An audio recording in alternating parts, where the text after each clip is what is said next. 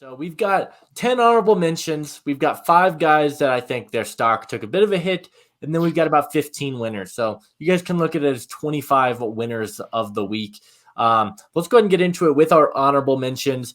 Starting off with Austin Booker from Kansas. I know the way we did it, we each sent each other kind of a list, and this is kind of a culmination of guys that made one of our lists, but maybe not all. This was a guy that Ian had. So, Ian, what did you see from Austin Booker this week, particularly that really stuck out to you? Yeah, I mean, I think if you're an NFL evaluator and you're really leaning toward upside, this guy would tantalize you with the way that he played this week. I think, 6'4" and a half, 240, a little bit leaner, right? And that shows up, but 34-inch arms. And he won with power. He won with finesse, burst, bend, really any way possible, right? There was one really nice rep. I think it was on day 2, where he hit his guy with a long arm initially, and then he dipped under it, right? Somehow evading contact after, exerting power. So, those kinds of feats of athleticism, you don't see that often. So when it shows up in a one-on-one setting, you really take notice. I think he's going to rise very far after this showing. I think he's going to test very well. And he's one of those guys that I'm looking at. Like, I might have a day 2 on him at the end of the process, but wouldn't be surprised if someone takes a swing a lot earlier than people expect. Yeah, he's a guy, like you said, the upside with him is so immense. He's really raw at the position. I still think he's got to work on some moves, but he did showcase some really nice upside. Peter, are there any players here? I know you've got a few of these guys that really stuck out to you that really impressed and you think moved up your board substantially. Yeah, for me, for sure, it's Michael Hall. I think he was fantastic in one-on-ones. I was very surprised by the weigh-in as well. He came in at there was 275 or 280, something around there. He was a lot smaller than I thought, but he really looked explosive off the ball, and his pass rushing moves looked really good. And one thing that I noticed actually about the interior defensive line was I wasn't necessarily impressed with a lot of guys' pass rushing bag. It looked like a lot of just bull rushes and not really much more than that. But Michael Hall really stood out to me as someone that definitely rose his draft stock. He was someone that we knew had a lot of skill at Ohio State. Didn't necessarily look like he kind of put it all together on game tape, but I mean, from what we saw this weekend, he really looked good. Yeah, I'm kind of similar to what you said. I was impressed with Nealand. I mean, from Western Michigan, kind of gotten a little bit of buzz over the last few months, but I thought he looked explosive. He showed some good pass rush moves. Had some consistently with beating. I believe he beat Guyton a few times, which not many people did this week. I was really impressed with Nealand. I mean, all of these guys, I know Sermon, especially day 3, had an interception on Joe Milton in the red zone drills, had a tipped ball as well. He looked really good. Christian Haynes was dynamic. I think a lot of these guys really, really boosted their stock.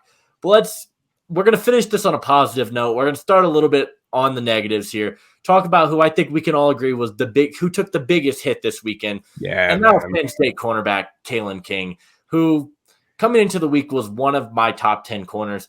And I don't know if he's going to make my top 20 by the end of it. He was that bad. I don't think he won a single rep all week. He just looked slow. His movements looked off balance. We'll start with Ian. What did you see from Kayden King this week? Yeah, and I'll preface by this. I didn't get to see every single rep. I didn't have access to the virtual credentials, so largely just seeing the one-on-ones on live TV. But from what I saw, what was evident is that the lack of elite size-adjusted athleticism did hurt him at times. And that was something we saw at the college level, too, when he played against MHJ, right? He's a good corner, but when it comes down to it, he's only 5'11", 189. He might run high 4'4", low 5'5", right? So, you look at that element of it, right? That non-elite ceiling really hurt him at times. I think the recovery, aspect of that, the margin for error is slim at the NFL level if you're not an elite athlete at corner. And with Kayden King, I think we saw he's got enough leverage IQ. There was one play that I do remember, I think in team drills, where he hawked in front of a pass, showing that good route. It was a one-on-one rep, but he showed good route identification skills, right? The leverage awareness is definitely there.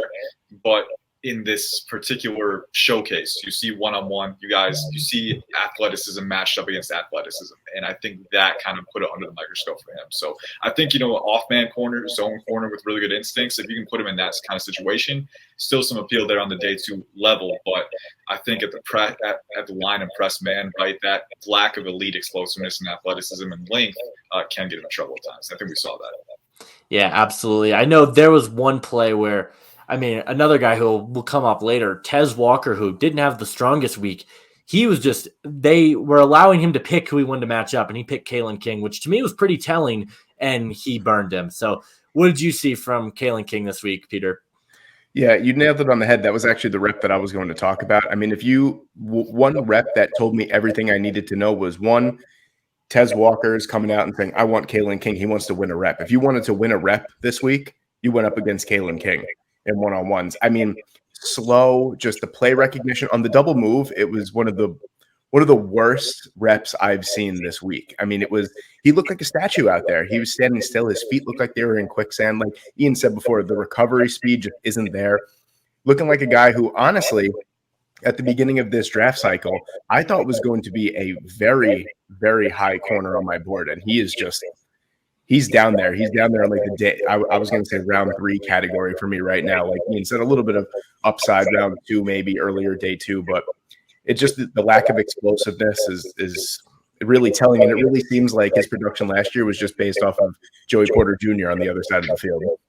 Yeah, absolutely. Like you guys said, he has that day 2 appeal, but really rough week. Hopefully he can bounce back in a big way at his pro day and his combine. Moving on to the next guy who I think dropped a little bit, and we just talked about it. It was Tez Walker, and we even saw it a little bit in the game today. Just when it comes to physicality, I don't think Tez Walker is the most physical receiver. You kind of got to get him the ball in space, and he really wasn't winning those contested catch opportunities. I know there were at least 2 or 3 plays. I believe he had a couple of deep balls from Hartman that once he was kind of met at the catch point, he really didn't have a chance, and that was something that stood out. So going back to Ian, what did you see from Tez Walker this week? Yeah, it's tough. I mean, this is a guy who had some round 1 hype. To me, he's been a fringe day 2, day 3 guy since I watched him earlier in the cycle. And I think what we saw this week was kind of a microcosm of, the weaknesses on tape. I think within a vertical wide receiver role, he's very good. I think the explosiveness, the deep speed, right, the long strider pace, we saw that on several one-on-one reps when he was able to get separation. But there's also an inconsistency with the hand technique, right? He's very instinctive working on the boundary, but there are times when his hands are too wide. Maybe he's not getting in position quick enough.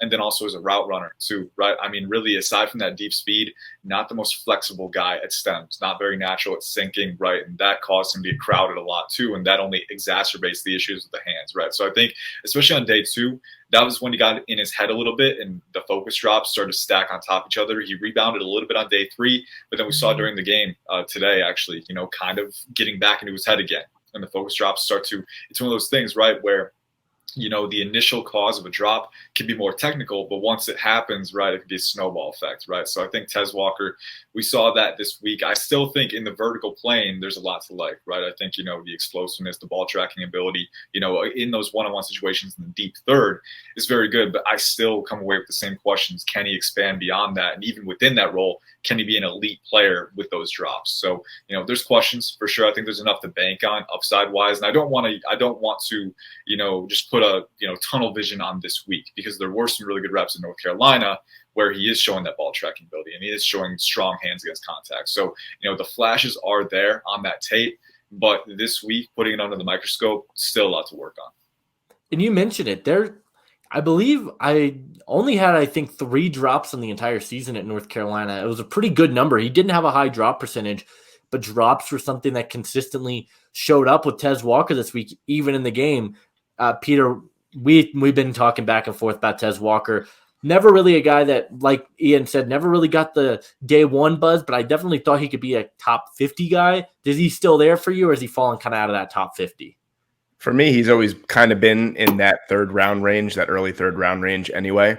But one thing that kind of really disappointed me was when, pardon me, at the beginning of the week with the measurables, this was a guy that was billed some sites as 6'3", 205 pounds. So seeing 6'1", 197 with that lack of physicality really kind of, disappointed me a little bit. And then, like you said, the focus drops, just another thing. But you mentioned he had a low drop rate, but he also didn't play the entire season this past year as well. But the upside is still there. We've seen the explosive playability. This is a guy that I'm still willing to take later on day 2 if he's there, just for the high upside value.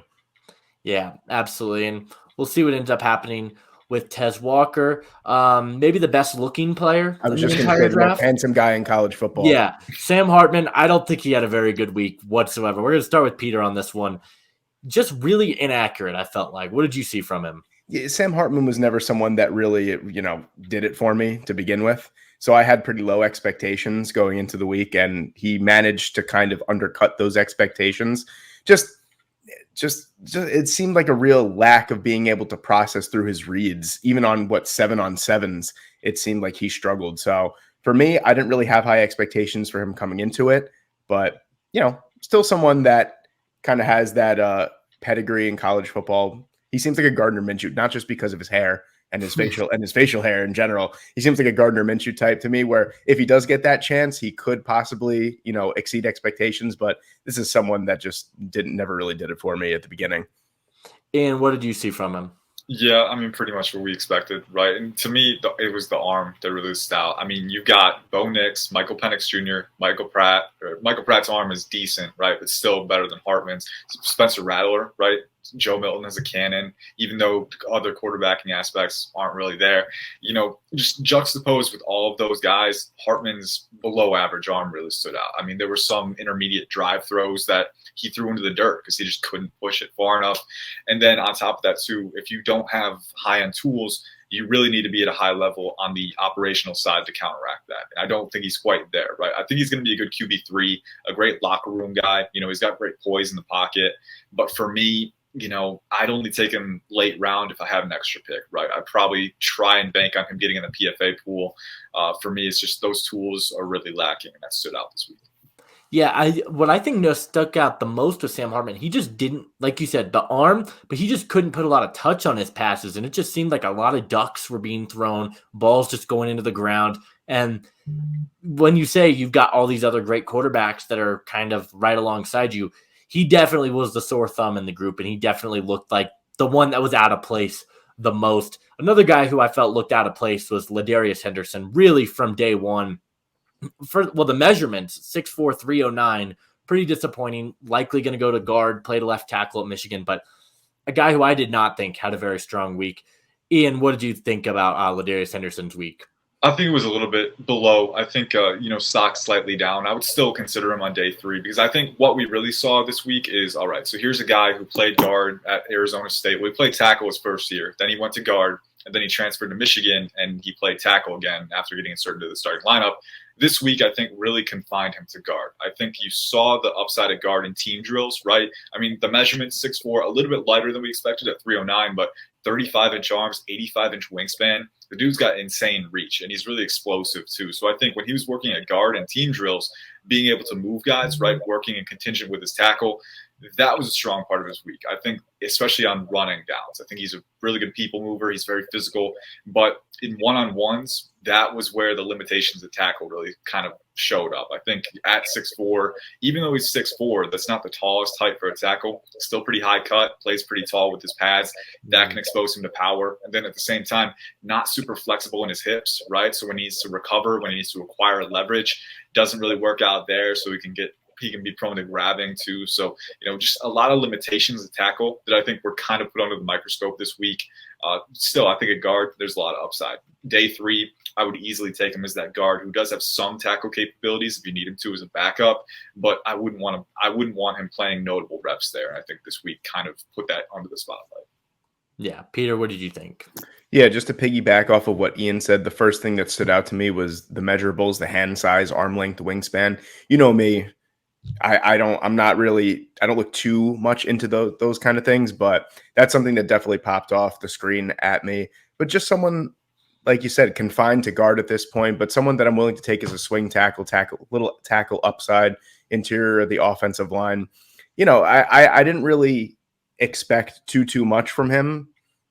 I kind of expected a little bit more after we saw the measurables, but like Ian said, it more confined to guard and someone that might have slight tackle upside at this point. Yeah, I would agree with both you guys. This 5th loser spot, I went back and forth with a number of guys, and I kind of landed on Johnny Wilson, not because I think he had necessarily an awful week. I think there was a lot more positive to be taken away this week than there was negatives, but I think it really showed in the one-on-ones. This is a guy who probably should be a tight end at the NFL level. Really struggled to get separation at times. A lot of issues and his route running. Now as the week went on, I thought he did better, but early on in the week, his limitations really showed. What did you guys think of that one? I'll take this one first. Yeah, Wilson is someone that, like you said, I think is just better suited at the tight end position. Couple of one-on-one reps that really stood out to me was against Andrew Phillips, who honestly stock up for that guy. I was very impressed from what I saw with him, but just a massive size advantage over Phillips and just couldn't gain separation at all. He was clamped up. So that told me really all I needed to know about him is maybe a boundary receiver, but he has some explosiveness for the tight end position. I just don't know. His hands, too, kind of scare me. This is someone that we've seen some people very, very high on, and I was just never that guy that was super high on him. I was thinking maybe round 3, and I'm still going to stick with that. But honestly, if we're talking about a Florida State tight end, I'd probably take Jaheim Bell over Johnny Wilson. Yeah. Ian, what did you think? Yeah, I mean, I feel like the idea of Johnny Wilson is still better than Johnny Wilson right now. And that's, it's an upside pick. And there's a lot of upside there. I think the vertical speed, the size, right? But I think, it's a story as old as time with these guys who are 6'5", 6'6", right? You can't sink as efficiently, as consistently, and that can hurt you against NFL caliber defensive backs who have enough length to contest you physically, and then they're explosive, they're more fluid than you, so they're gonna win the positioning battle 9 times out of 10.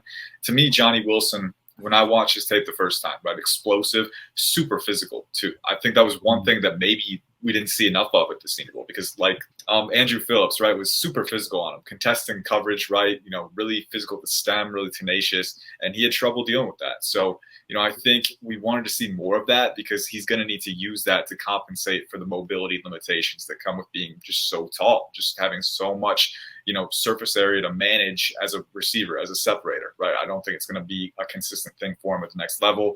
And then the hand technique too, like Peter said, right? There's some times where his hands are a little too wide, not always using diamond technique like he should, some late clap catches that can lead to drops, right? So I think just the inconsistency, was still there. The tools are very, very enticing, but I think you're going to have to scheme him touches because he's not that reliable separator. And to your point too, Jaheim Bell had some really nice routes where he was separating independently in the red zone using speed and bend.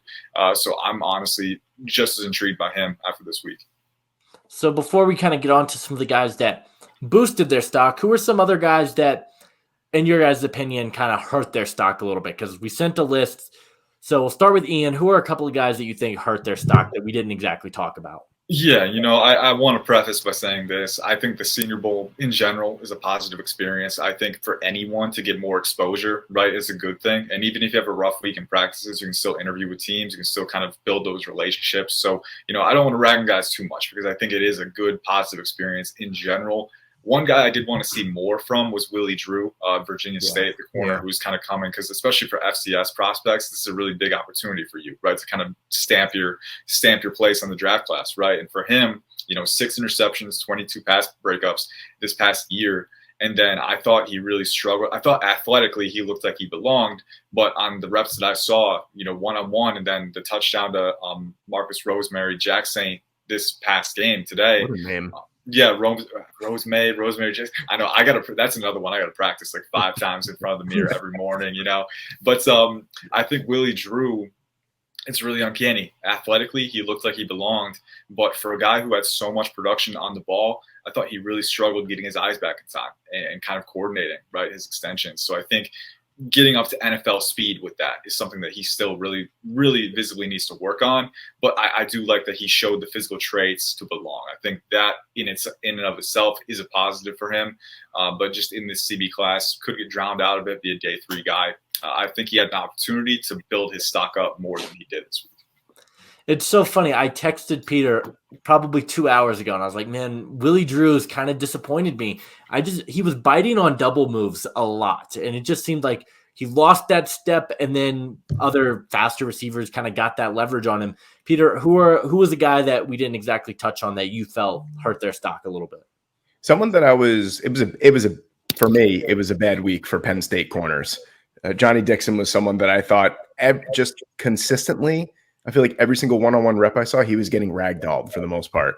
And that was super disappointing. But a couple guys that I want to talk about more neutral, more than kind of disappointing, was the last 3 guys that I left on that list. And that was Bo Nix, Michael Penix Jr., and Xavier Leggett for me, because I didn't see anything that really made me think more of them. I also didn't see anything that made me think less of them too. With Bo Nix, it was kind of a Dr. Jekyll and Mr. Hyde type of couple days where he didn't really look that great the first day. Second day, he looked a lot better. Michael Penix Jr. didn't do anything that really stood out for me, but I already think high of him to begin with. And then same thing with Leggett too. Maybe the height was a little bit disappointing, but everything else, it's what you see with what you get with Xavier Leggett. So maybe the height, like I said, a little disappointing, but it's not really going to deter me that much from him as a prospect. Yeah, I'm in the same boat. One guy I want to touch on a little bit was Clemson defensive tackle Tyler Davis, especially on day one. It just felt like he was playing out of control, off balance, couldn't really win any of those one-on-one reps. And I was a guy I thought pretty highly of. I think his stock took a little bit of a hit for me. But overall, I think, like we talked about, a lot more positive to take away from the week. So let's start to get into some of the guys that I think boosted their stock. And Quintin Mitchell is a guy who was incredible this week. He might have been the best defensive player in Mobile for the entire week. Measured really well. He was quick, matching up really well with these receivers, and coming from a MAC school, maybe not the greatest competition in the world, he was shining against the Devontae Walkers and the Xavier Leggett's of the world. So, Ian, what did you like about Quintin Mitchell? Yeah, I mean, a lot of the selling points that we knew coming in, right? He kind of just confirmed that, right? I mean, we knew that he was an elite producer at the catch point, right? And then he's smothering guys when they get a chance to, get near the football, right? Half the time he was kind of canceling those routes midway through. So, you like to see the physicality too. I think the recovery speed, right? There's rumors that he's going to run the 4.3s, and we saw that, right? Even if they try to get a step on him, that space is erased just like that, with the snap of a finger. And then I think the one thing that I really wanted to see from him this week, because at Toledo, a lot of off man, a lot of zone. And I think Quintin said, part of the reason that he played is just because that was his call. That's what he's comfortable with. He likes playing with his eyes to the football, being able to plant and drive a little quicker and make plays on the ball. But they asked him to play press man. They asked him to play in the slot press man a couple of times. And I really liked how he used his physicality to gather receivers early in reps and kind of dictate that positioning. There were a few reps in press where you can tell he's still kind of feeling out that spatial awareness, kind of opening the door a little bit too quickly. But that was few and far between. I think by and large really showed out however he was utilized and made plays and, just kind of erased his man. And then we remember talking about Tez Walker and him choosing Kayden King. I think that one-on-one rep to end the practice, he chose Roman Wilson. He sees this guy routing people up. He's like, give me this guy. Let me see if I can take him. And he could. So I think, that was a really fun thing to see, the competitive mentality and the nature of his, production too. So overall, a lot of good things to take away. I think the athleticism, the playmaking, the versatility too. I wouldn't be surprised if we see him go top 20. I think you hit the nail on the head with the press man comment. Just a guy who – that was one of my concerns. He wasn't necessarily the most physical corner. I thought he nailed it this entire week, was moving really well in press. I think the question that we should be asking, because I think he's, I don't want to say a lock, but I think there's a very good chance he goes inside the first round now. Is he the top corner in the class? What do you think about that, Peter? For me, it's still tough. I go over really two people at this point now. That's Terrion Arnold and that's Quintin Mitchell, but I think it's a toss-up between the two. I just think what Mitchell was able to show this week, like Ian said, the one concern I really had was how's he going to do in press man? And he was pretty fantastic, honestly. And that was exactly what I wanted to see. So, I think it's a toss-up. It depends on scheme for me. But I think in a cornerback class that you have a lot of really good players. You think Nate Wiggins, Kool-Aid McKinstry as well. Some of these guys at the top of the board. I think Mitchell is right there up there with those guys. I just think it's scheme and personal preference for the teams, depending on who they like, but he's right up there for me. Yeah, I'm in the same boat. I thought he had an incredible week. Another guy who had an incredible week was Jackson Powers Johnson. I think we knew coming in he was really high on a lot of people's boards, and he had high expectations, and he somehow exceeded those expectations. Yeah. I think he's probably the top interior player in the class. I don't know if there's much of a debate. Maybe Troy Fautanu you could put, but he was incredible. Peter, what did you see from Jackson Powers Johnson? I know you just did your player profile on him today, but what did you think? I just had to. I did an NFL draft diamond short on him a few weeks ago. I just had to expand the analysis because I was just so thoroughly impressed with how he was able to just dissipate bull rushes from the interior guys. And really the one thing that was the big win for JPJ for me was the size. I had no idea he had this type of mass. And the fact that he's able to play with the speed, power, and athleticism that he does at 6'3", 334 pounds, that's unbelievable. The one thing that I might just question a little bit, if he is more of a guard at the next level, his arm length is a little bit concerning, I'd say, not too much. But actually, if you look at his arm length for the center position in the NFL, some of these guys like Jason Kelsey, Creed Humphrey, these guys have shorter arms. He actually has longer arms than they do. So it's super interesting. He would be like the second or third ranked in terms of arm length for NFL centers right now. So just a lot more to like from that position itself. Ian, what did you think of JPJ? Yeah, I mean, he dominated. I mean, those first 2 days, and then he didn't even play. I think, correct me if I'm wrong, but I think he may have left with a minor injury. Yeah, so that was kind of, that put a dampener on it. But, before he left, he was dominant, man. I mean, there's no other way to say it. I think, in one-on-ones versus defensive tackles at center and guard, I think the anchor strength is really impressive. 6'3", 330. I mean, the dude is a refrigerator. I mean, that's a lot of mass that he's packing in there, and he wears it pretty well, right? He's very well leveraged. I think the most impressive rep for me, though, was a rep against Michael Hall Jr. Michael Hall, very athletic, and he tried to get him, outside the B gap right there. And Jackson Powers-Johnson matched him with his lateral mobility perfectly. And then as he's staying in phase, is combating those hands, kind of maintaining positioning and synergy.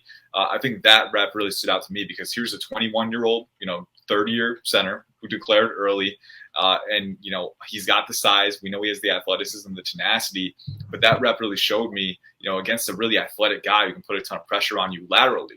He's still matching him with his athleticism, and he's staying in phase, composed with his technique and his hand placement. That, to me, was kind of what sold me, right? Like, we know he's got everything else, and then in the heat of the moment, he performs perfectly with that rep. So I think, dominant performance. He was PFN's Offensive Player of the Week for good reason. I think he's going to be a round one guy for sure. Just the question is how high, because there's a lot of teams kind of in that 18 to 24 range that could need a center at that point.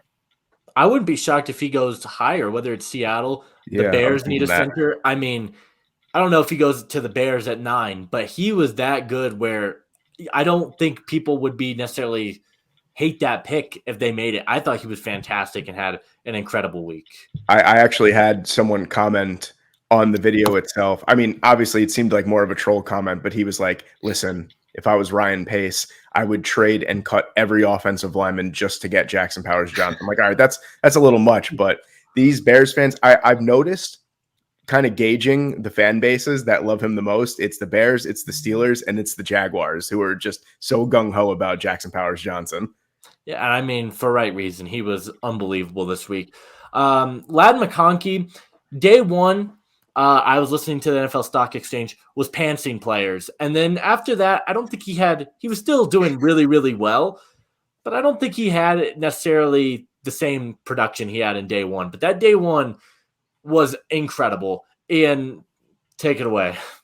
Yeah, and I think part of it, too, on day 3 in particular, I know he was taking some reps and the ball just wasn't coming his way quite as often. So, I don't know if they were trying to give guys other opportunities, but I think all that he needed to do was kind of give that impression on day 1, like, hey, I'm a tier above everyone else. And I think he kind of showed that on day 1 anyway. I think, not measuring in super big, but no one expected that. I think what people expected to see was the route running skills and the route running ability, the separation ability. And that's what we saw, because with Ladd McConkey, you are getting a guy who is not only very athletic, not only very flexible, right? The speed, the throttle control, the angle awareness, right? The press into stems and kind of manipulate DB leverage and capitalize on that.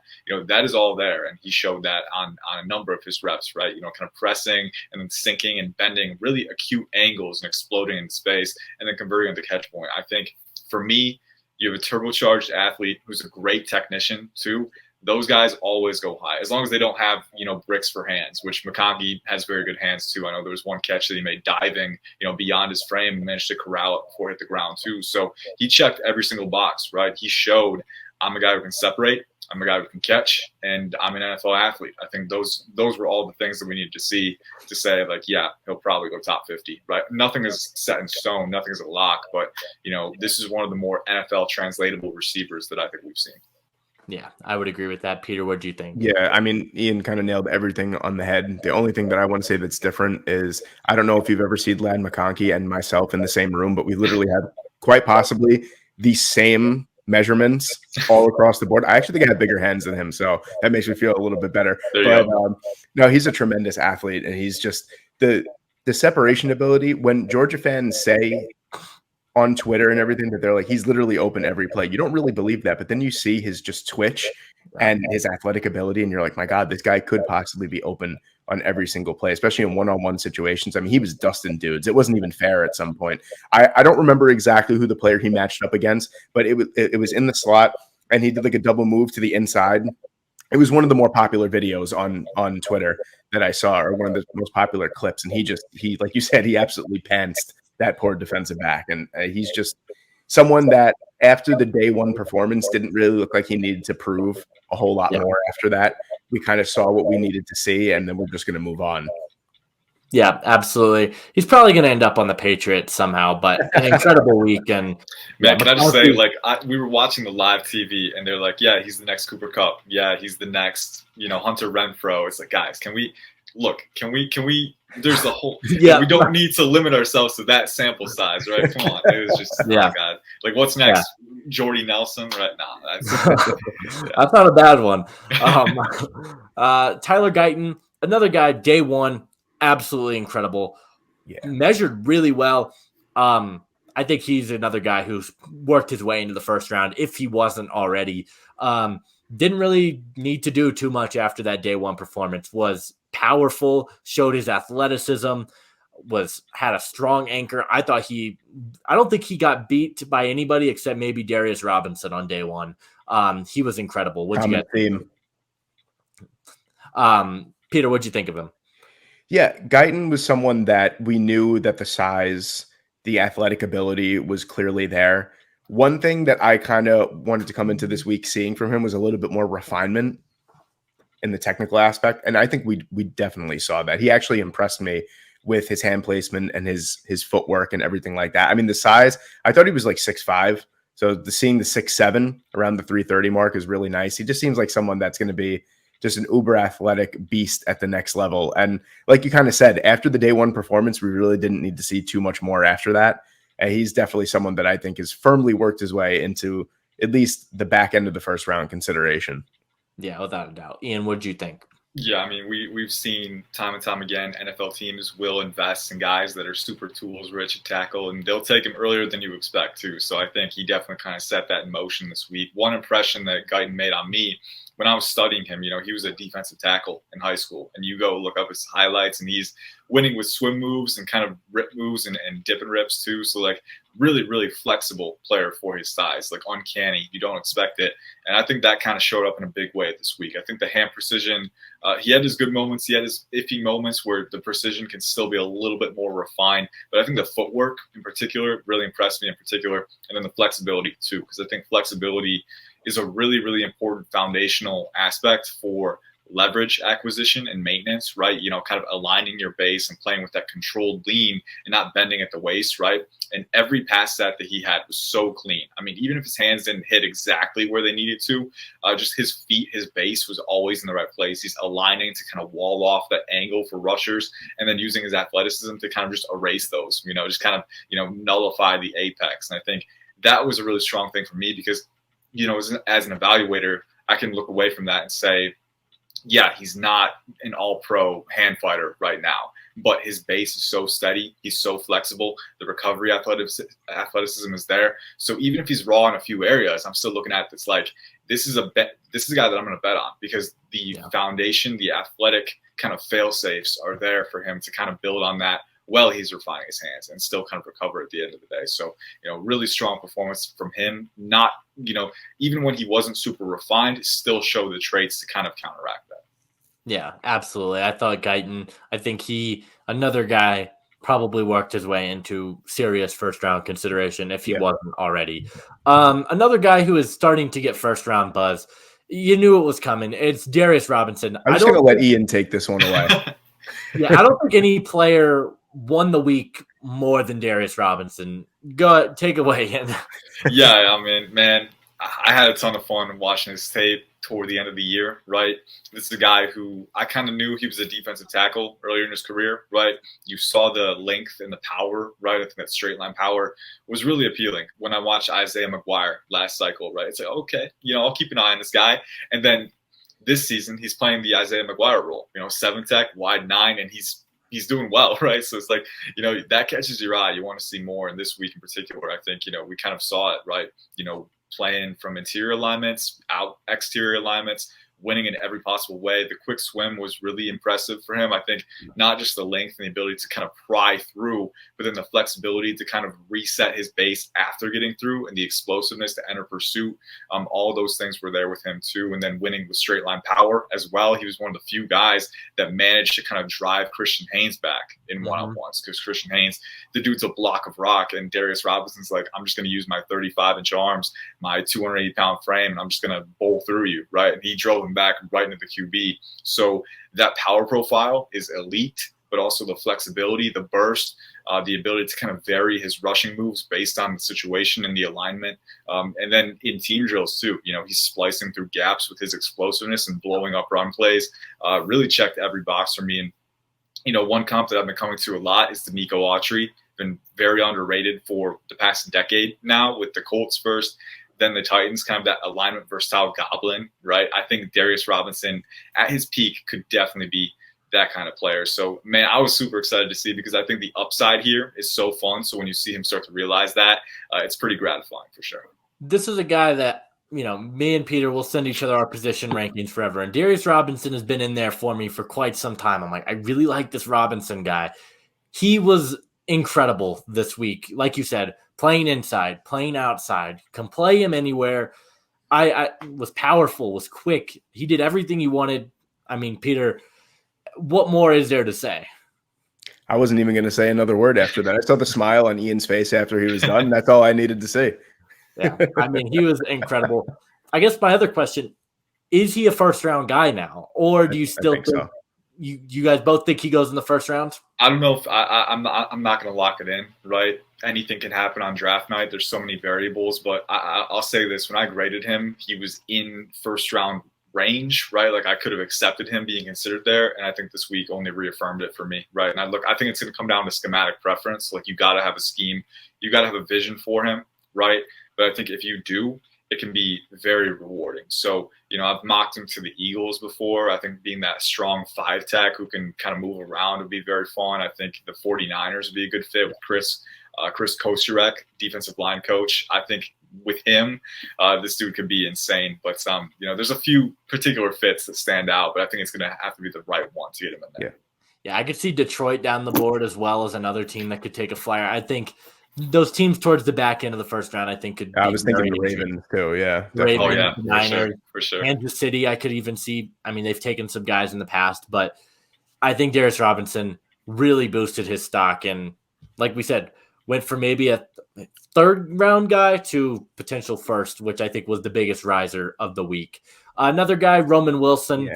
We knew how talented he was this past season at Michigan. Was their number one receiver when a lot of people thought it was going to be Cornelius Johnson. He really came in, took that spot away, had incredible production for the national champions, and then went to the Senior Bowl and was incredible, similar to Ladd McConkey, just his separation ability all week long. He was one of the only guys to beat Quintin Mitchell. Now, granted, Quintin Mitchell did slip on the play, but he still won that rep. I thought Roman Wilson, his speed, his route running, his separation, he kind of checked all the boxes. Peter, we'll start with you this time. Yeah, Wilson just seems like the perfect slot archetype at the next level. I'm very curious to see what his speed will be, pro day, combine, all that kind of stuff. But he's just got the twitch and the route running ability that I feel like he's going to be a menace in the middle of the field. I mean, you saw it. You're able to see such a small sample size at Michigan because it's a heavy run-first offense, but I mean, every route that he ran, he almost won for the most part. He's a sensational player overall. I was super excited to see what he was going to bring to the table. And kind of like Ladd McConkey, kind of like Tyler Guyton, after the first day, we knew exactly what we needed to know about Roman Wilson. Any questions that we kind of had were sort of answered. But yeah, his separation ability is something that I thought was really, really eye-opening.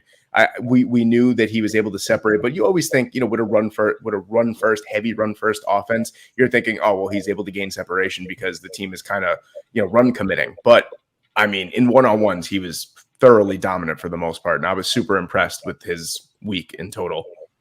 Ian, what did you think? Yeah, I mean, pretty much what Peter said. I think Roman Wilson, stylistically, it's fun because, there's some minor differences. Like Ladd McConkey is a little more surgical, a little more violent with his route running and kind of manipulating DB leverage. Roman Wilson is so smooth, man. I mean, that's one thing that stands out. He does have the twitch to offset guys that releases, and he's shown that. But when he's gaining separation on those crossers and those posts, he's bending and he is sustaining acceleration while he's kind of stressing angles for defensive backs. And then by the time they realign their base, he's got the speed to kind of gain separation after that too. So my comps, I usually like to be one-on-one organic with my comp comparisons, but for him, I'm kind of cheating a little bit. Diet Chris Olave stands out to me because Chris Olave, one thing that was very prevalent on Olave's college tape is that he is manipulating angles with his initial speed and then bending out of breaks and using that acceleration to just get a step on guys right away. I think Roman Wilson has that same kind of acceleration and that curvilinear acceleration capacity to kind of carve through guys like that. So smooth, so seamless. And it's really exciting to think about what you could do with him in slot, on motions too. I think, you're still kind of scratching the surface with him. Yeah, without a doubt. I was another guy who boosted his stock there. Brendan Rice, it's kind of a catch-22 with Brendan Rice, I feel like, because when it comes to a physicality standpoint, Brendan Rice was more physical than just about anybody on the field all week long, especially at the catch point, was physical, really good contested catch guy. But I didn't feel like his separation package, his release package, really any of his separation abilities was super impressive. Yeah. So I'm kind of in the middle with Brendan Rice. I definitely think he boosted his stock because he had a good week, but I see Peter nodding. What do you have to say about it? Yeah, I agree with you with the physicality standpoint, and I think he's over-reliant on the physicality because he's just, like you said, he was violent in some of those. I keep drawing a blank on some of these one-on-ones, but I believe it was the deep pass that he caught in the end zone. He just I don't remember which one it was off the top of my head, but I just remember seeing just eye-opening physicality that, you don't really get to see for the most part on game film itself unless you're just zeroing in on that one player. But I really love these one-on-ones for that opportunity to see it. And Rice was someone that was just so physical, but it almost looks like he's looking to be physical. Like he's not willing to win with any of his other traits except for just being physical. And I don't really know how sustainable that is at the next level, just being physical, because he obviously has other traits that he'll be able to win at the next level. But I think he just kind of has to. He looks like he plays a little out of control for me, especially with the physicality standpoint. I think he just needs to kind of rein that in a little bit. And, what a good wide receiver coach. I'm sure that they'll be able to maximize his ability. I think he's definitely a day 2 guy after this week. I think maybe 3rd round. I'm thinking he's got really nice size as well. So, someone that I think was a little out of control, but definitely raised his draft stock for sure. And I know you really liked what Brendan Rice had to show. What did you like about him this week? Yeah, for sure. And I want to, first off, route running is very important to me, and even more important, I think it's one of those things that my valuation of it has kind of progressed over the past few years. I've kind of valued it more. But I think with Brendan Rice, you're seeing a prospect who is kind of in progression. I think we saw positive progression in Mobile. I think that first day, he showed he could fight through physicality, but the routes looked really stiff, right? He's not really getting a ton of separation at stems, the hip transitions. There's a big delay after that, the hitches. I thought he improved that a little bit over the course of the week. I think we're looking at, I do like the energy that I'm seeing there. I do like the lateral mobility, the foot speed. I think that is all very good. I still think he can improve its sinking a little bit more. I want to see him improve that. But you go back to USC tape, and I think there are good flashes of sinking ability, quick stopping ability, the foot speed to, chop your feet at stems and separate and kind of retract back. And then I think there is some curvilinear acceleration on tape as well, kind of using the ankle flexion to sustain acceleration moving upfield. So, I do think we've seen it in spurts, and I think we saw it a little bit more at the end of the week than we did at the beginning of the week. So that was a good sign for me. And then the physicality, right? I think, not just the physicality, but the competitive mentality, the tenacity, right? Going up for the ball. I think it was against Cam Hart where he mossed him in the corner of the end zone, using his length and kind of that authoritative catch point technique, the strong hands to kind of come away with that football.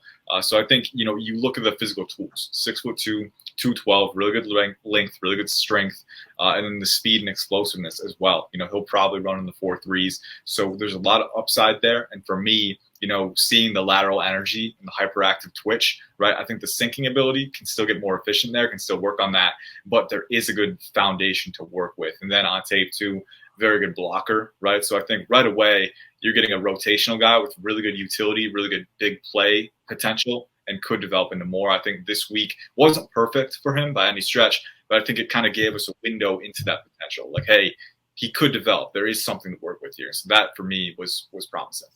Yeah, absolutely. Another guy that, there's a lot of receivers. Ricky Pearsall didn't even make an honorable mentions, but I thought he had an incredible week, and really boosted his stock. But yeah, I thought Brendan Rice did a really nice job this week and showed that physicality a little bit more, like you said. Still has some areas to improve, but I definitely think he can be in that day 2 conversation.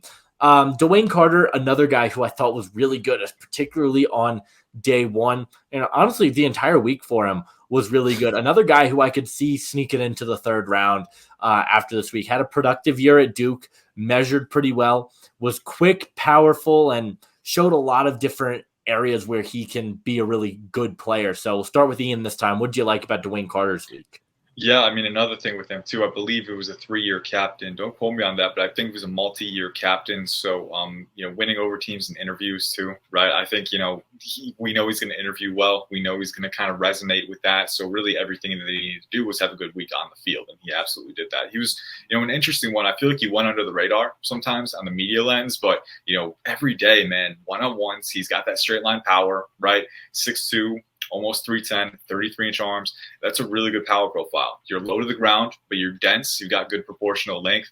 And multiple times he blew his blocker back. I believe Darius Henderson was one guy that he beat in one-on-ones, just kind of pile drived him to the turf, So, showing that raw power. And then in run defense and team drills too, really good angle IQ, really good snap timing, really good quickness off the snap, using that burst and that power to kind of grate the line and create those creases where linebackers can make plays or make plays on his own. I think, the motor is there as well. So for me, athletically, there's a lot to work with, physically a lot to work with. The motor, the awareness, right? And then the ability to kind of win with your hands and technically channel your traits. Again, we use the cliche checking every box, but, especially for an interior lineman who can play on 3 downs to the next level, I think as a 3-tech, a 2-eye, 4-eye, he showed a lot to work with in mobile. Yeah, absolutely. Peter, do you have anything else to add? Yeah, I agree with what Ian said. And, we back and forth have been texting for quite some time. We mentioned Dwayne Carter early in the season as well, early in the draft cycle, as someone to watch. And the overwhelming explosiveness off the line of scrimmage into power is a transition that's just, he's fantastic. He really is. And I think he's going to be a real problem, a real disruptive force at the next level. Someone that's going to fly under the radar throughout the draft process. I feel like it's someone that's going to be a really nice, maybe, late day 2, early day 3 guy that's going to make an impact on every single snap. Yeah, without a doubt. Another guy, Dominic Puny, really, really good week from Puny.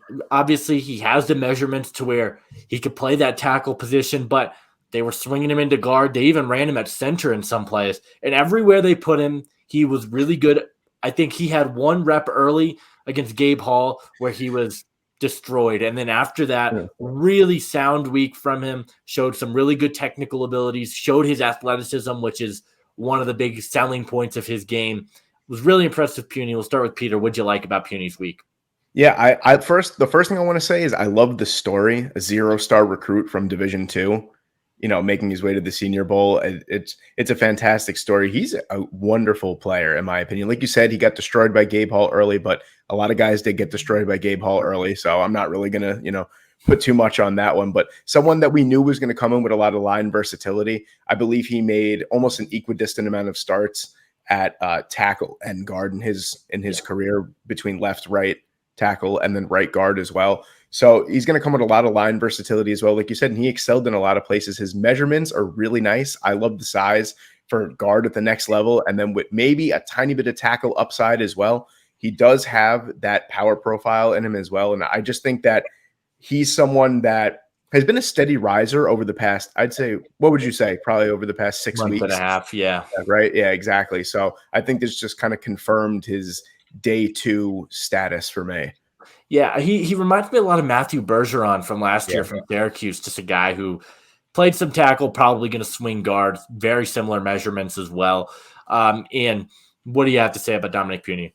Yeah, he really impressed me. I think that one rep against Gabe Hall, he jump setted him, right? Was in transition as he was making contact, and that's kind of what caused that. So I like that he learned from that and applied it through the rest of the week too. You saw his base was a lot steadier off the snap, always playing square with guys, not giving up an angle advantage, using his low center of gravity to stay grounded, right? And then the active hands to gather guys within his frame. He's a really wide dude, right? So we saw that too. So I think for me, the knee bend still isn't great. The hip flexibility still isn't great, right? So I could see that confining him to guard or center. But, even at center, right, he took reps there and he actually snapped the ball pretty well. I think, we saw a few low snaps this week from guys who actually had center experience, right? So I think for Puny, doing that, showing that, at kind of short notice, right? I think that was very good for him too, because you look at teams, they want IOL versatility. They want guys who can play at guard or center in a pinch. And I think Puny, he's got that 5-position versatility, but could be a legitimate impact starter at guard if you give him some time to work with it. So I think the tools are there, the refinement is there, the ability to apply what you've learned and kind of grow over time is there in a short window, and that's everything you want to know if you're an NFL coach. Yeah, I mean, you talked about it. I think for the most part, it was a bad week for the centers. I thought Andrew Raym and Jax Powers-Johnson were probably the two best centers of the week, but he might end up being a center at the next level because he showed that upside. I didn't think Tanner Bortolini was particularly great. Kingsley Aguican was okay, showed some flashes, balance issues, but maybe he is a center. But like you guys said, that offensive line versatility makes him very enticing. I think he probably does slide into that day 2 range. Adisa Isaac, I know this is Peter's guy, so I'm not even going to say anything. Take it away. That's Brooklyn, baby. That's Brooklyn Adisa Isaac right there. Big fan of him, been for so long. I mean, what I really love is the confirmation of the size, the versatile size, 6'4", 250. Could easily see him playing rush linebacker in a 3-4. Can even see him playing 4-3 defensive end. He's, the one knock that I had on him after day 1 was he looked very out of control. He looked so explosive off the snap that he just kind of, got under his own feet a little bit, but he cleaned it up over time. And he's just someone that I really like. He's a great run stuffer as well. So just someone that I think, for me, I was always super high on him. I thought he was easily a day 2 guy. Kind of confirmed my belief this week as well. Just got to kind of clean up his energy a little bit. I feel like he plays with such a high energy, such a high motor, which is a good thing, but he's just got to kind of refine it in himself. But, I mean, I'm a little biased because of the Brooklyn thing, but, he's a great player overall, and I think that he's going to be very good at the next level. Ian? Yeah, I think, there's been a gap kind of between him and Chop Robinson for the entire cycle, and I love Chop, right? He's one of my favorite prospects at the edge position, so I don't think Isaac will surpass him, but I do think we're seeing that gap close a little bit. I think for me, Isaac, kind of what you said, right? When I was watching him coming into the week, trying to affiliate myself, this is a guy who has explosiveness. He's got good bend capacity. He's got really good shock in his hands, right? And that comes from being 250 pounds and having 34-inch arms, right? For me, putting it together as a pass rusher on a down-to-down basis, there's still some work to do there in the counter game, but really good pursuit speed and energy, motor as well, and the agility as well to kind of offset and kind of stress guys laterally is there too. So he won with that very early on. I think this week was kind of showing that he can put that together, right? I think there was one really nice rep in team drills where he had a double swipe rip, using that bend and explosiveness and getting there in 2 seconds, right? So, very, very athletic. The high energy is going to win over coaches, and the tools, every tool that you need is there to work with in some capacity. So, I was thinking of him as a top 75 guy heading into the week. I think top 50 is definitely on the table, maybe even fringe first round, being one of those priority guys out of the top 32. I think he definitely made some moves for himself. Yeah, I mean, I think me and Peter would agree. I think the gap closed, but it's a lot closer now between him and Chop Robinson. And I mean, I don't think me or Peter, we're not the highest on Chop, but I think that there's an argument to be made there. But I think Adisa Isaac was really, really good this week. Gabe Hall, I mean, day 1 was probably the best player on the field outside of maybe Fuaga and JPJ.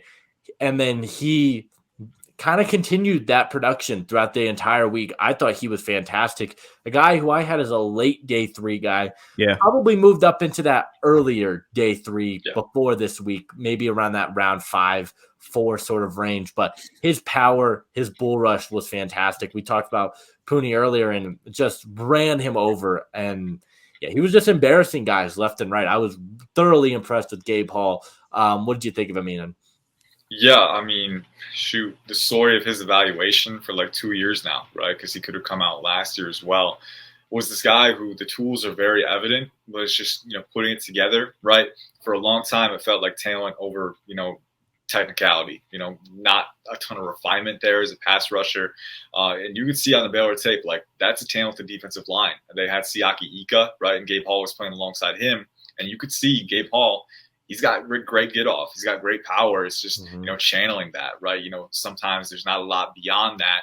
And I think this week, more than anything, showed what he can be, right?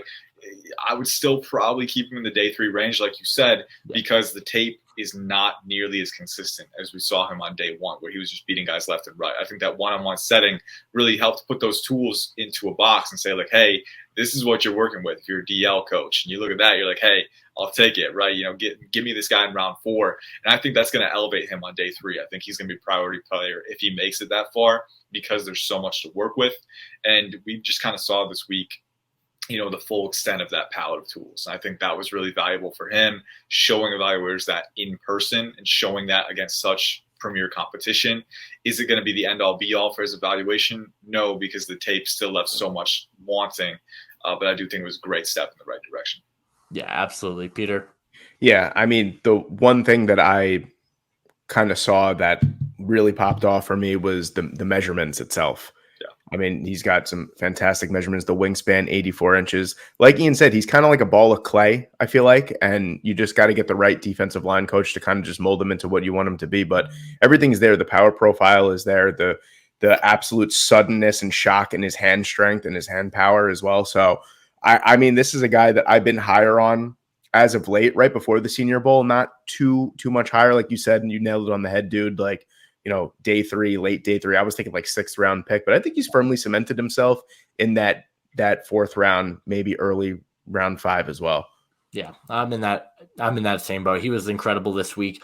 Kind of going through some of the DBs that I thought really impressed. Cam Hart, I thought a guy who I was never really the highest on.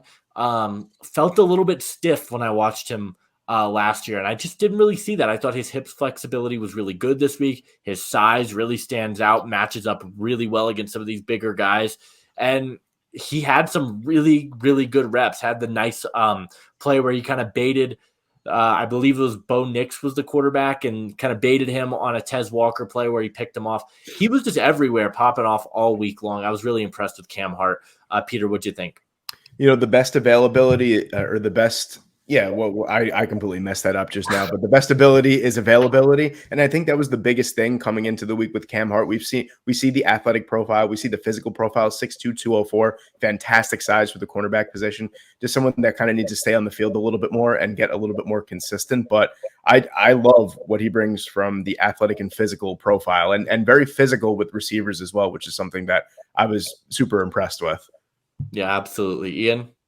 Yeah, one thing that kind of stood out to me is whenever he had a bad rep, or not really a bad rep, but whenever he had a rep where he got beat on, right, he came back and had a great rep. I think rebounding and showing that sequentially was really good to see. There was the one rep where, I think he can still find the football a little better at times, but, like you said, the athleticism is there, the physicality is there, the ability to play with confidence is there, right?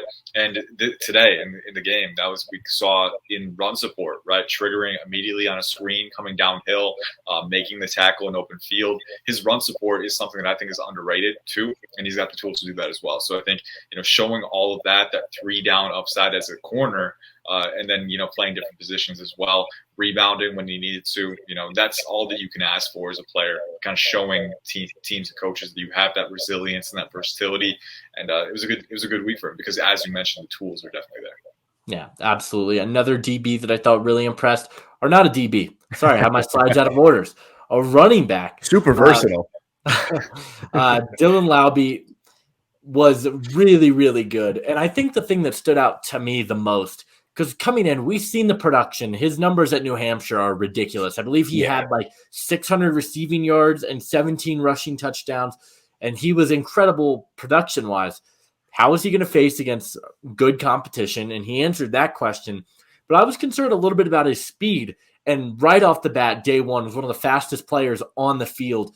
I was really impressed with everything he did. Was hitting holes, was breaking tackles, doing everything that you want to see a running back do. What do you think of him, Peter? Oh, I'm just smiling because the comp that I'm gonna give to Ian right here is this looks like the next Danny Woodhead at the next level. I knew it was coming. No, but I mean, yeah, he was the one thing that shocked me about him was when he took his helmet off, how old he looked. But other than that, I mean, he was someone that you said from day one. You kept texting me. You're like, Dylan Laube. You're like, he looks fantastic. I'm like, all right, dude, stop texting me. Like, every play that he made, but he was sensational. I think one thing that really stood out to me was the separation he was able to gain as a receiver. You don't see that, especially from the running back position and the hands as well. So that's something that, you know, if he's someone that's going to be more of a third down back, I'm more than comfortable having him in my backfield on third down. This looks like a guy that could honestly be like a 65 catch a season type of running back. He reminds me a little bit of like a smaller Austin Eckler, just the way he can catch the ball out of the back. Danny Woodhead. Yeah, sure. What'd you think of him, Ian? Yeah, I mean, I was a little scared when you let off the DB thing for him because, like, what, he can play running back, he can play slot receiver, he can play DB now. This guy, we got to stop this guy. He's getting all the Shohei Ohtani of football. Yeah, exactly, right? Like, God, we got to stop this guy. He's too powerful. But Dylan Laube, man, I mean, I think just the route running was really impressive to me. I mean, that was kind of the top selling point. We all knew he had the volume coming in as a producer at the college level. And then, you know, he's showing all of the good little things that you want to see from route runners, right? The spatial awareness, I think the tempo modulations really under control as a running back is really impressive. And then the late adjustments with his hands, the body control, all of that was really impressive. I think you're definitely looking at not just the guy who had the volume, but had the skill to kind of command that, right? And we saw that this week in real time. But then as a runner too, you know, 5'9", 210, really low to the ground, really compact, physical guy who showed that he could finish with physicality, kind of load his base and press forward through contact. Pretty good vision, really good burst and speed too.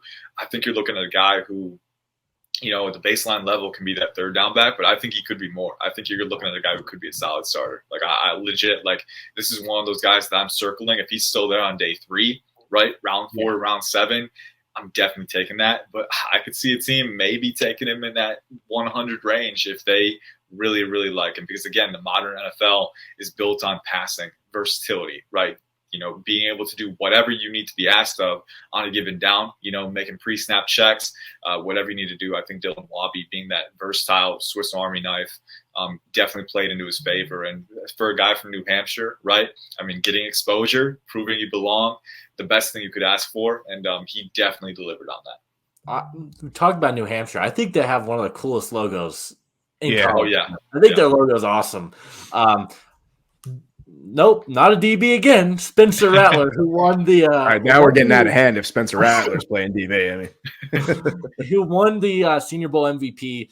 I mean, I think he was the quarterback who boosted his stock up the most. So much so to where I saw a Patriots fan saying, "Let's take Marvin in the first, and let's take Spencer at number 34." I haven't seen Rattler that high since like 2 years ago. I don't think I'd take him that high, but I thought he looked really good, answered a lot of the questions we had. And, you know, I think it shows a lot. A guy who had some maturity concerns at Oklahoma definitely seems to have grown in really every area, both personally and as a football player since South Carolina. I thought he had a really good week. What'd you see from him, Ian? Yeah, I think, you know, character is always a tough thing to evaluate, right? You know, from our perspectives, we're never going to see close to the whole picture. But from what I saw, it was really encouraging that he seemed to have really good command of the offense, but also just kind of leading those guys well. And then whenever you spoke to him one-on-one, you know, talking about humility, right, and gaining humility over time. I like how introspective he seemed to be about his early career.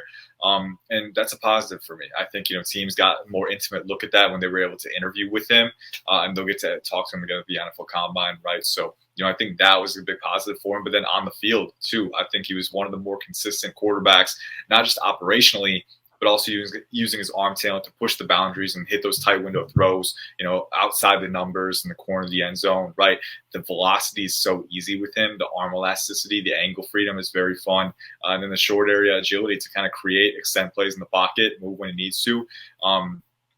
Just a lot of good things on tape. And then he won Senior Bowl MVP, which there's not really a correlation to Senior Bowl MVP and NFL success, but it's a good cherry on top. It's a good thing to say, like, hey, this was my week and I owned it. So I think for Spencer Rattler, right, you look at NFL teams, at a certain level, if you're comfortable with the mental framework that's there, the developmental potential, you are going to bank on the talent, right? And I think quarterback is such a valuable position. We look at the class this year: Drake May, Caleb Williams, Jaden Daniels, JJ McCarthy is probably going to go early round one. I think he's so young and he's so talented. I think that's going to happen. Then you kind of got a gap. You kind of got a void, right? How do you sort these guys? Bo Nix, Michael Penix Jr., Spencer Rattler. Rattler isn't quite there yet for me. I think the operational consistency was still a concern on tape in South Carolina. Offensive line play was bad, right? The receiving core had some injuries too. So I think there is that give and take too. But I'm just speaking devil's advocate. I think there are going to be teams who have Rattler in that group with Nix and Penix. And there may be teams that would prefer him to them. Right? I'm just speaking, the talent is there. And the growth is there too. So I think it's really going to come down to what you saw from him this week. That's going to be a big factor. I think he entered that conversation at the very least. Yeah, Peter? Yeah, agreed. I mean, if you're looking for a prospect in this draft class that's persevered through adversity over his collegiate career, it's someone like Spencer Rattler. He's experienced the highs of the highs and kind of sort of like the lows of the lows. But over the past couple of years at South Carolina, especially at the end of last season, the 2022 season, we were really able to see what he could do. And he was spectacular at the end of the season last year, kind of carried it over sort of kind of into this year. But I agree with what Ian said. I mean, this is someone that I've seen a lot of places. I know you are going to be excited when I say this, but Mr. First Round Mock on Twitter says that, he's QB1 of the class. So, and that's a former Jet scout that we're talking about here, but there are people that do believe that he is that dude. And honestly, it's all there. Like you said, he just kind of had to put it together. It took him a lot longer than it would take some other prospects. But hey, man, I would, as a Jet fan, I mean, listen, as maybe a developmental backup to Aaron Rodgers, I'd take him in the fourth round. I mean, he can't be worse than Zach Wilson, can he? Yeah, exactly. I'll take anyone at this point. Yeah, exactly. The last guy we're going to talk about is the DB, who I thought was 2 slides earlier. That's Carlton Johnson from Fresno State. No, that was Dylan Laube. Yeah, exactly. The size, when I put the size numbers in, I was like, oh, man, 169, 30-inch arms, 8-inch hands. But his production on the field, especially in the one-on-ones, was really good, was quick to the football, was fluid in his hips. I thought he looked really good in press as well. He's probably going to be a slot at the next level. I just don't see this guy playing on the outside at 169 pounds. But a guy who wasn't really on many people's radars at all, kind of boosted his stock and probably in that day 3 range now. Yeah, I think this is a guy who was kind of catching my eye. He was a late addition to the roster, I believe. And then, like you said, the measurements, you kind of see that. You're like, that's a little scary, especially after Emmanuel Forbes went round 1 and then kind of struggled his rookie year, right? You look at that. Is it translatable? That's the biggest thing. And I think this week, right, there's still going to be questions about that. I still don't think he's going to go super early. But I think on day 3, if you need a guy who was feisty, who was fluid, like you said, taking the fight to quarterbacks, but also showing the route identification skills to kind of jump passes too. This dude is smart. He's physical, tenacious, and he proved that he can swarm guys at the catch point too. He was like a gnat out there. I mean, really just kind of swatting. He's in your face. No matter how much you swat, you can't get him out of there. And I think Carlton Johnson really showed that this week. I think, kind of kicked things off with that interception of Rattler on day 1. That was really impressive. And then on day 3 and one-on-ones, just, constantly being in the grill of the other guy. It was really impressive to me. I think, with his weight, maybe you want to play him off man with a little bit of cushion so that he can't be dictated. But I do think that there's enough athleticism and fluidity there to compensate. And then he plays beyond his frame a little bit. I think we saw that, right? I still wanted to add more mass, but I was encouraged by the fact that when he was at the catch point, he's contesting guys. He's taking it to him and he's giving them everything he's got. And that was impressive for me. So whenever you see a guy from Fresno State doesn't have much buzz, doesn't have great size, right? You want to see him play beyond that, kind of, respond to the adversity. And I think he definitely showed that. He definitely kind of, he was one guy that wasn't completely on my radar, right? And now he's on my radar, right? So I'm going to go back and look at the tape, but I was very impressed with what I saw. Peter? Yeah, the one thing that kind of spoke to me about Carlton Johnson was his kind of tenacity and his short memory too. If there's a bad rep, he's going back in there and he has the confidence to come back as a lesser known prospect too. That's one thing that always stands out to me. Those lesser known guys that get right back in there, they have a short memory, they have the confidence to get into the grill of the wide receiver again, is something that I really, really like. And like you said, he's about the size of a gnat too. He's not a big guy, but we're also looking at someone that was super physical last draft cycle as well. Devin Witherspoon was someone that kind of had, 5'10", 5'11". He did weigh a lot more. So there is room to fill out his frame. And, like Ian said, someone that could probably play off man, give him a little bit of cushion. But he looks like a type of guy that I would love to add to my team, day 3, round 4, 5, 6, whatever it may be. But yeah, he definitely raised his draft stock for me this week. Just out of the overall, I'm a late addition. I'm not a well-known prospect. I'm going to come in here and I'm just going to press these guys and maybe impress. And that's exactly what he did. Yeah, absolutely. And I mean, those are all the guys. That's all the list we have. I'm sure you guys are going to be flooding the comment section with so many other guys. Jarvis Brownlee, great week. Jaquan Jackson, great week. So many really good weeks. And it just makes this draft cycle that much more exciting with that much more things that we can go off of tape and new guys that we can kind of get to look into, like a Carlton Johnson, a Jarvis Brownlee.